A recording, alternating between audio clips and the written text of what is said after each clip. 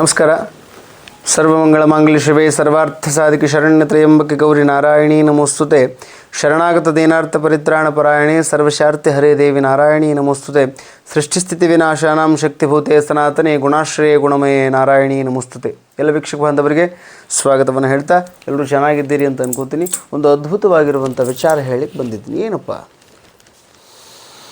ಸುಖ ಅನ್ನೋದು ಜಗತ್ತಲ್ಲಿ ಎಲ್ರಿಗೂ ಬೇಕು, ಯಾರಿಗೂ ದುಃಖ ಬೇಡ. ಸುಖ ಅನ್ನೋದು ಬರಲಿ, ದುಃಖ ಅನ್ನೋದು ಯಾರಿಗೂ ಬೇಡ ಅಂತ ಎಲ್ಲರೂ ಅಂದ್ಕೊಳ್ತೀವಿ. ಹಾಗಾದರೆ ಸುಖ ಅನ್ನೋದು ಸುಮ್ಮನೆ ಸಿಗುತ್ತಾ? ಇಲ್ಲ. ಅದನ್ನೇ ಸರ್ವಜ್ಞ ಮೂರ್ತಿ ಒಂದು ಮಾತು ಹೇಳ್ತಾರೆ. ಏನಂತ? ಉಂಡುಟ್ಟು ಸುಖಪಟ್ಟು ಸ್ವರ್ಗವ ಸೇರುವನೆಂದಡೆ ಅದನ್ನೇನು ರಂಡೆ ಆಳುವಳೆ ಸರ್ವಜ್ಞ ಅಂತ ಸರ್ವಜ್ಞ ಮೂರ್ತಿಗಳು ಹೇಳ್ತಾರೆ ಈ ಮಾತು. ಸುಮ್ಮನೆ ಚೆನ್ನಾಗಿ ಊಟ ಮಾಡಿ, ಚೆನ್ನಾಗಿದ್ದು, ಚೆನ್ನಾಗಿ ಸುಖದಿಂದ ಸುಖ ವೈಭೋಗವನ್ನು ಅನುಭವಿಸಿ ಸ್ವರ್ಗ ಸೇರಿಬಿಡ್ತೀನಿ ಅಂದ್ಕೊಂಡ್ರೆ ಆ ಸ್ವರ್ಗವನ್ನು ನೀನು ರಂಡೆ ಆಳ್ತಾಳೇನು ಅಂತ ಕೇಳ್ತಾರೆ. ಹಾಗಾದರೆ ಸ್ವರ್ಗ ಅನ್ನುವಂಥದ್ದು ಸಿಗಬೇಕಾಗಿತ್ತು ಅಂತಂದರೆ ಮನುಷ್ಯ ಇಲ್ಲಿ ನೀನೇನು ಮಾಡಬೇಕು ಅಂತಂದರೆ ದಾನ ಮಾಡಬೇಕು. ದಾನ ಅಂದರೆ ಹೇಗೆ ಮಾಡಬೇಕು? ಈ ದಾನ ಮಾಡೋದರಲ್ಲಿ ಬಹಳ ಅದ್ಭುತವಾದ ಶಕ್ತಿ ಇದೆ. ಹೇಗೆ? ನೀನು ಏನು ಕೊಡ್ತೀಯ ಅದನ್ನು ಅಲ್ಲಿ ಊಟ ಮಾಡ್ತೀಯ. ಎಲ್ಲಿ? ಈ ಸ್ವರ್ಗದಲ್ಲಿ ಅಂತ ಹೇಳ್ತಾನೆ. ಇಲ್ಲಿ ನೀನು ಏನನ್ನು ಒಬ್ಬರಿಗೆ ದಾನ ಮಾಡ್ತೀಯ ಅದನ್ನು ಅಲ್ಲಿ ಊಟ ಮಾಡ್ತೀಯ. ಹಾಗಾಗಿ ಒಳ್ಳೆಯದನ್ನು ಮಾಡು, ಒಳ್ಳೆಯದನ್ನು ಕೊಡು. ನೀನೊಂದಿಷ್ಟು ದುಡಿ, ಜೊತೆಗೆ ಇನ್ನೊಬ್ಬರಿಗೆ ಒಂದಿಷ್ಟನ್ನು ಕೊಡುವುದು ಅಂತ ಮನಸ್ಸನ್ನು ಇಟ್ಕೊಂಡು ದುಡಿ ಅಂತ. ಪರೋಪಕಾರಾರ್ಥಂ ಇದಂ ಶರೀರಂ ಅಂತ ಹೇಳ್ತಾರೆ. ಹಾಗಾಗಿ ಈ ಶರೀರ ಹುಟ್ಟು ಬಂದದ್ದು ಯಾಕೆಂದರೆ ಇನ್ನೊಬ್ಬರಿಗೆ ಉಪಕಾರ ಮಾಡಲಿಕ್ಕೆ.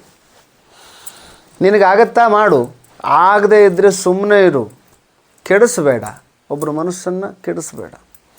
ಹಾಗಾಗಿ ಈ ದುಡ್ಡು ಅನ್ನುವಂಥದ್ದು ಎಲ್ಲರಿಗೂ ಬೇಕು. ನಾನು ಹೇಳಿದ್ನಲ್ಲ, ಸುಖ ಅನ್ನೋದು ಬೇಕು, ದುಡ್ಡು ಬೇಕು, ಸಂಪತ್ತು ಬೇಕು, ಆಭರಣಗಳು ಬೇಕು, ಆಸ್ತಿ ಬೇಕು, ಜಮೀನು ಬೇಕು, ಇವೆಲ್ಲ ಬೇಕು. ಆದರೆ ದುಃಖ ಬೇಡ, ಕಷ್ಟ ಬೇಡ, ಅದ್ರ ಹಿಂದೆ ಇರುವಂಥ ಶ್ರಮಜೀವನ ಬೇಡ. ದುಡ್ಡು ಬರಬೇಕು, ದುಡಿಯೋದು ಬೇಡ. ಹೊಲ ಬೆಳಿಬೇಕು, ದುಡಿಯೋದು ಬೇಡ. ಸುಖ ಇರಬೇಕು, ದುಃಖ ಬೇಡ. ಹಿಂಗಂದರೆ ಆಗೋದಿಲ್ಲ. ಹಾಗಾಗಿ ಮನುಷ್ಯ ಏನು ಮಾಡಬೇಕಾಗಿದೆ ಅಂತಂದರೆ ಜೀವನದಲ್ಲಿ ಅದ್ಭುತವಾಗಿ ಯಶಸ್ಸನ್ನು ಸಾಧಿಸಬೇಕು, ಏನಾದರೂ ಒಂದು ಒಳ್ಳೆಯದನ್ನು ಮಾಡಬೇಕು, ಜೀವನದಲ್ಲಿ ಉತ್ತಮವಾದ ಸ್ಥಾನಕ್ಕೆ ಹೋಗಬೇಕು ಅಂತಂದರೆ ಏನು ಮಾಡಬೇಕು ಅಂದರೆ ದಾನ ಮಾಡಬೇಕು. ಒಬ್ಬ ಜಿಪುಣ ಇರ್ತಾನೆ, ದಾನ ಮಾಡಲ್ಲ. ಅದಕ್ಕೆ ಕವಿರತ್ನ ಕಾಳಿದಾಸರು ಒಂದು ಮಾತು ಹೇಳ್ತಾರೆ. ಏನಂತಾರೆ ಅಂದರೆ, ಕೃಪಣಸ್ಯ ಸಮೋದಾತ ನ ಭೂತೋ ನ ಭವಿಷ್ಯತಿ. ಅಂದರೆ ಜಿಪುಣನಂಥ ದಾನಿ ಅವ ಹಿಂದೂ ಇಲ್ಲ ಮುಂದೂ ಇಲ್ಲ ಅಂತ ಹೇಳ್ತೀರಿ. ಎಷ್ಟು ಅದ್ಭುತವಾದ ಮಾತೈತೆ ನೋಡೋದು. ಅಂದರೆ ಜಿಪುಣನಂಥ ದೊಡ್ಡ ದಾನಿನೇ ಯಾರೂ ಇಲ್ಲ. ಅವ ಹಿಂದೂ ಹುಟ್ಟಿಲ್ಲ, ಮುಂದೂ ಹುಟ್ಟೋದಿಲ್ಲ ಅಂತ. ಅಂಥ ದಾನಿ ಅವ. ಯಾಕೆ ಹಂಗಂದ್ರೆ ತಾನು ಕೂಡಿಟ್ಟಿರುವಂಥ ಹಣವನ್ನು ಒಂದು ದಿವಸನೂ ಬಳಸಲಿಲ್ಲ, ಅದರಿಂದ ಸುಖ ಅನುಭವಿಸಲಿಲ್ಲ. ಮತ್ತು ತಾನು ಹೋದ ಮೇಲೆ ಇನ್ಯಾರಿಗೋ ಸಂಪೂರ್ಣವಾಗಿ ಅದನ್ನು ಬಿಟ್ಟು ಹೋಗ್ಬಿಟ್ನಲ್ಲ. ಅದಕ್ಕೆ ಮನುಷ್ಯ ಒಂದು ತಿಳ್ಕೋಬೇಕು, ಪರಮಾತ್ಮ ಸೃಷ್ಟಿ ಮಾಡಿರುವಂಥ ಜಗತ್ತಲ್ಲಿ ಈ ಶರೀರ ಮಾನವ ಜನ್ಮ ಭಾಳ ಶ್ರೇಷ್ಠವಾಗಿರುವಂಥದ್ದು. ಇಂಥ ಶ್ರೇಷ್ಠವಾದ ಜನ್ಮವನ್ನು ನಾವು ತೊಡ್ಕೊಂಡು ಬಂದೀವಿ ಅಂದರೆ ದಾನವನ್ನು ಮಾಡಬೇಕು. ದಾನದ ಜೊತೆಗೆ ಏನು ಮಾಡಬೇಕು ಅಂತಂದರೆ ದುಡಿಯೋದನ್ನು ಕಲಿಬೇಕು. ದುಡಿದು ದಾನ ಮಾಡು, ಇನ್ನೊಬ್ಬರ ಕಿಶೆ ಕತ್ತರಿಸಿ ದಾನ ಮಾಡೋದಲ್ಲ ಅಂತ. ಹಾಗಾಗಿ ಈ ದುಡ್ಡು ಬರ್ತಾ ಇರುತ್ತೆ, ಬಂದಿರೋ ದುಡ್ಡು ಹಾಗೆ ಹೋಗ್ತಾ ಇರುತ್ತೆ, ನಿಲ್ತಾ ಇರಲ್ಲ. ಅಂಥವ್ರು ಏನು ಮಾಡಬೇಕು? ಇದಕ್ಕೊಂದು ಸಣ್ಣ ಉಪಾಯ ಹೇಳ್ತೀನಿ, ಭಾಳ ಅದ್ಭುತವಾದ ಉಪಾಯ. ನೀವು ಯಾರಿಗಾದ್ರೂ ದುಡ್ಡು ಕೊಡಬೇಕು, 100 ರೂಪಾಯಿ ನೋಟಾದರೂ ಇರಲಿ, 500 ನೋಟಾರ ಇರಲಿ, ಹೀಗೆ ದುಡ್ಡು ನೀವು ಕೊಡ್ತಾ ಇರ್ತೀರಿ ಏನೋ ತೊಗೊಂಡಾಗ. ಅಂದು ಕೊಡೋವಾಗ ಏನು ಹೇಳಬೇಕು ಅಂತಂದರೆ ಒಂದು ನಂಬರ್ ಹೇಳಬೇಕು. ಏನು? 708. ಇದನ್ನು ಅವ್ರಿಗೆ ಕೈ ಕೊಡೋ ತನಕ ಇದನ್ನು ಹೇಳ್ತಾನೆ ಇರಬೇಕು. ಪ್ರತಿ ಸಲ ಇದನ್ನು ಮಾಡಿ. ಒಂದು ಸ್ವಲ್ಪ ದಿವಸ, ಒಂದು 20 ದಿವಸ, ಒಂದು 30 ದಿವಸ ಇದನ್ನು ಮಾಡಿ. ಪ್ರತಿ ವ್ಯವಹಾರ ಮಾಡುವಾಗಲೂ ದುಡ್ಡು ಕೊಡೋದು ಬಂತ, ಅವಾಗ ನಾನು ಇದನ್ನು ಕೊಡ್ತಾ ಇದ್ದೀನಿ ಅಂತ ಬೇಜಾರಾಗಬಾರ್ದು.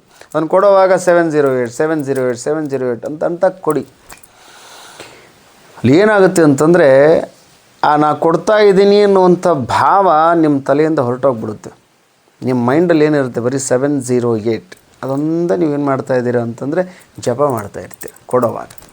ಹಂಗೆ ಮಾಡೋದ್ರಿಂದ ಈ ಹೋಗಿರೋ ದುಡ್ಡು ನೀವು ಬೇಡ ಅಂತಂದರೂ ತನ್ನಿಂದ ತಾನೇ ಆ ಎನರ್ಜಿ 708 ಅನ್ನುವಂಥದ್ದು ಇದು ಏನು ಅಂತಂದರೆ ದುಡ್ಡನ್ನು ಬರಮಾಡಿಕೊಳ್ಳುವಂಥ ಒಂದು ಅದ್ಭುತವಾಗಿರುವಂಥ ನಂಬರ್ ಇದು, ಯೂನಿವರ್ಸಲ್ ನಂಬರ್ ಇದು. ಈ ನಂಬರನ್ನು ಹೇಳ್ತಾ ಹೇಳ್ತಾ ಯಾರು ಕೊಡ್ತಾರೆ, ಆ ದುಡ್ಡು ತಾನೇ ಅವ್ರಿಗೆ ಕೇಳ್ದೇ, ಯಾರು ಹೇಳಿರ್ತಾರೆ ಅವ್ರಿಗೆ ಕೇಳ್ದೇ ವಾಪಸ್ ಅವ್ರ ಹತ್ರ ಬರುತ್ತೆ. ಅಷ್ಟು ಶಕ್ತಿ ಸಾಮರ್ಥ್ಯ ಈ 708 ಆ ನಂಬರಲ್ಲಿದೆ ವೀಕ್ಷಕರೇ ಅನ್ನುವಂಥ ಮಾತನ್ನು ಹೇಳ್ತಾ, ಎಲ್ಲರೂ ಅದ್ಭುತವಾಗಿ ಜೀವನವನ್ನು ಕಳೀತಾ ಸುಂದರವಾದ ಜೀವನವನ್ನು ಮಾಡ್ತಾ ಭಗವಂತನ ಸಾನ್ನಿಧ್ಯವನ್ನು ನಾವು ಏನು ಮಾಡೋಣ ಅಂತಂದರೆ ಕಾಣೋಣ ಅನ್ನುವಂಥ ಮಾತನ್ನು ಹೇಳ್ತಾ, ಎಲ್ಲರಿಗೂ ಶುಭವಾಗಲಿ, ಒಳ್ಳೆಯದಾಗಲಿ ಅನ್ನುವಂಥ ಮಾತನ್ನು ಹೇಳ್ತಾ, ಸರ್ವೇ ಜನ ಸುಖಿನೋ ಭವಂತು, ಸಮಸ್ತ ಸನ್ಮಂಗಲಾನಿ ಭವಂತು. ಜಯ ಶ್ರೀಮಾತಾ.